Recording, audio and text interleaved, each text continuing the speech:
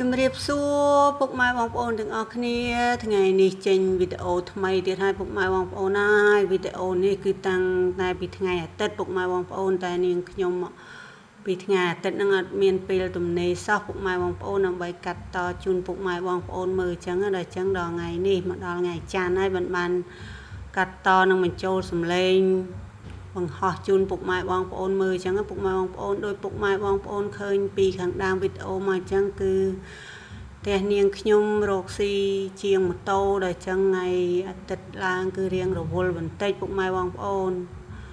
ដល់តែមានភ្ញៀវច្រើនអញ្ចឹងគឺនាងខ្ញុំឆ្លៀតពេលខ្លះដើម្បីជួយគាត់ជួយគឺមិនជួយបានអីច្រើនទេពុកម៉ែបងប្អូនហើយជួយតាមអ្វីដែលនាងខ្ញុំអាចធ្វើបានអញ្ចឹងណាពុកម៉ែបងប្អូនដូចជាជួយសេរីម៉ូតូអីចឹងអូម៉ូតូដាក់រៀបចំអីចឹងពុកម៉ែបងប្អូនជួយដូរប្រេងដូរអីចឹងពុកម៉ែបងប្អូនគឺការងារដែលយើងអាចធ្វើបានគឺយើងចេះតែជួយគ្នាទៅពុកម៉ែបងប្អូនជួយដូរប្រេងម៉ាស៊ីនជួយអីចឹងទៅព្រោះអីថ្ងៃអាទិត្យភ្ញៀវរៀងច្រើនចឹងពុកម៉ែបងប្អូនការងារនាងខ្ញុំបន្ទាប់ពីនាងខ្ញុំធ្វើវីដេអូធ្វើម្ហូបធ្វើអីចឹងនាងខ្ញុំទំនេរក៏ឆ្លៀតជួយគាត់ខ្លះចឹងទៅពុកម៉ែបងប្អូនហើយព្រោះអីយើងការងាររកស៊ីវាមានតែប៉ុណ្ណឹងដែលយើងចេះជួយគ្នាណាពុកម៉ែបងប្អូនហើយពុកម៉ែបងប្អូនឃើញក្នុងវីដេអូនេះចឹងគឺប្តីខ្ញុំគាត់ហត់ណាមួយថ្ងៃគាត់មិនសូវជាបានទំនេរទេនាងខ្ញុំក៏ឆ្លៀតជួយគាត់តាមអ្វីដែលនាងខ្ញុំជួយបានដែរទេពុកម៉ែបងប្អូនអើយធម្មតាការងារជាងការងារប្រុសយើងជាស្រីមិនសូវជាចេះគ្រប់មុខទេបានបន្តិចបន្តួចអញ្ចឹងពុកម៉ែបងប្អូនបានតាប៉ះអីនាយអាយដូរប្រេងដូរអីនាយអាយហ្នឹងទេជួយជូតជួយអីតិចបន្តួចហ្នឹងបើថាឲ្យទៅជួយអីជាធំដុំកភួនគឺនាងខ្ញុំអត់ចេះទេពុកម៉ែបងប្អូនគឺជួយបានបន្តិចបន្តួចគ្រាន់តែជួយសម្រាលគាត់បានខ្លះអញ្ចឹងណាពុកម៉ែបងប្អូនបងប្រុសឈរចិត្តនឹងគាត់សួរខ្ញុំថាមិនបាន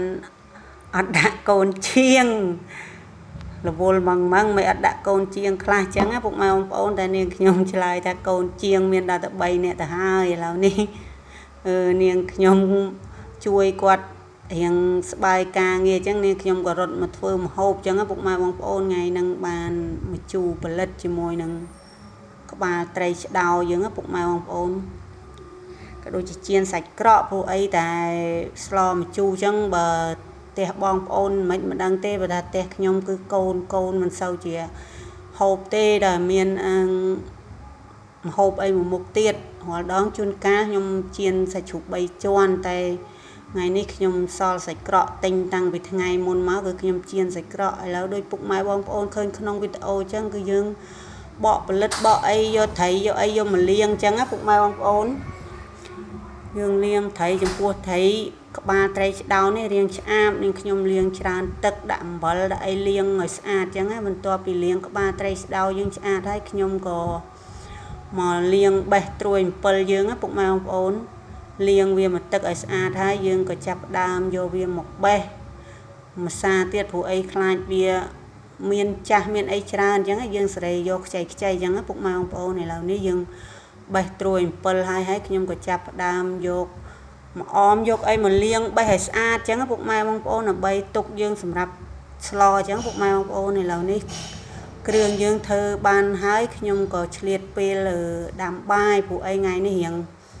ថ្ងៃពុកម៉ែបងប្អូនដល់រៀងញាប់ដៃញាប់ជើងតិចណាមួយយើងកូនរៀងតូចអញ្ចឹងតាបាយថ្ងៃពេកគឺរៀងពិបាកតិចហើយពុកម៉ែបងប្អូនកូនធ្វើទុកធ្វើអីអញ្ចឹងពុកម៉ែបងប្អូនខ្ញុំរៀបចំលាងចំពោះអង្គរៀងច្រើនទឹកបន្តិចព្រោះអង្គខ្ញុំយកមកពីស្រុកអង្គម៉ែក្មេកខ្ញុំគាត់ឲ្យមកពីស្រុកទេពុកម៉ែបងប្អូនលាងដាក់ដាំបាយអីហើយយើងក៏ចាប់ដើមរៀបចំដាក់ដាំទឹកសម្លដើម្បីស្លក៏ឆ្លៀតដាក់ខ្ទះដើម្បីចៀនសាច់ក្រកអីបដើមួយគ្នាអញ្ចឹងពុកម៉ែបងប្អូនពោះសាច់ក្រកខ្ញុំចៀនអត់ប្រើខ្លាញ់ទេពុកម៉ែបងប្អូនគឺខ្ញុំដាក់ទឹកពុះខ្ញុំដាក់សាច់ក្រកចូលអញ្ចឹងពុកម៉ែបងប្អូនដល់ពេលទឹកវារីងទៅខ្លាញ់វាចេញមកពីសាច់ក្រកអញ្ចឹងយើងមិនបាច់ចាំដាក់ទេ ទឹកស្លអត់ទាន់ពោះយើងមកប្រែមកអីសាច់ក្រកសិនសាច់ក្រកយើងគ្របទុកអីចឹងឥឡូវប្រែវាម្ដងទៀតឥឡូវទឹកសម្លយើងក៏ពុះហើយចឹងខ្ញុំក៏ចាប់ផ្ដើមមកបន្ថែមប្រហុកជាមួយខ្ទឹមសដាក់ចូលកុំឲ្យវាកាត់ឆ្អាបចឹងណាពុកម៉ែបងប្អូនព្រោះអីត្រីក្បាលត្រីស្ដោវារៀងឆ្អាបពុកម៉ែបងប្អូនឥឡូវដាក់ត្រីទុកចោលហើយមកមើលសាច់ក្រកគឺសាច់ក្រកឆ្អិនចិត្តឆ្អិនហើយពុកម៉ែបងប្អូនឥឡូវមកមើលសម្លវិញវាពុះហើយយើងក៏ដួសពពុះដួសអីចេញអញ្ចឹងពុកម៉ែបងប្អូនក៏បន្ថែមគ្រឿងក្រូវស្ករប៊ីចេងអញ្ចឹងណាពុកម៉ែបងប្អូនឥឡូវនេះសាច់ក្រកក៏ឆ្អិនហើយខ្ញុំក៏ចាប់ផ្ដើមញែកវាឲ្យស្រស់ខ្លាញ់ហើយដើម្បីយើងចាប់វាដាក់ចានអញ្ចឹងពុកម៉ែបងប្អូនឥឡូវនេះយើងហើយមួយមុខហើយនៅមួយមុខទៀតឥឡូវយើងមកដួសពពុះសម្លយើងចេញអញ្ចឹងដើម្បីត្រីយើងកូរឲ្យវាមើលទៅឆ្អិនហើយខ្ញុំក៏បន្ថែមប្រលិតបន្ទាប់ពីដាក់ប្រលិតមួយពុះក៏ដាក់ស្លឹកអំពិលយើងចូលពុកម៉ែបងប្អូនបន្ទាប់ពីដាក់ស្លឹកអំពិលមួយពុះហើយក៏ដាក់ម្អមទុកវាមួយពុះអញ្ចឹងឥឡូវនេះឆ្អិនហើយពុកម៉ែបងប្អូនណារៀងហត់បន្តិចពុកម៉ែបងប្អូនព្រោះអីធ្វើរៀងច្រើនមុខអញ្ចឹងពុកម៉ែបងប្អូនណាជួយការងារប្តីណាមកធ្វើម្ហូបឲ្យកូនដល់អញ្ចឹងរៀងហត់បន្តិចអញ្ចឹងវីដេអូថ្ងៃនេះមានតែប៉ុណ្្នឹងទេពុកម៉ែបងប្អូនទាំងអស់គ្នាបើយល់ថាវីដេអូនេះល្អសូមជួយ like share និង comment ខាងក្រោមវីដេអូម្នាក់មួយផងពុកម៉ែបងប្អូនក៏ដូចជាជួយ